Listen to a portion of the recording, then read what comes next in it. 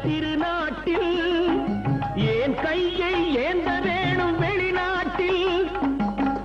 ஒழுங்காய் பாடுபடு வயல் காட்டில் ஒழுங்காய் பாடுபடு வயல் காட்டில் உயரும் உன் மதிப்பு அயல் நாட்டில் விவசாயி விவசாயி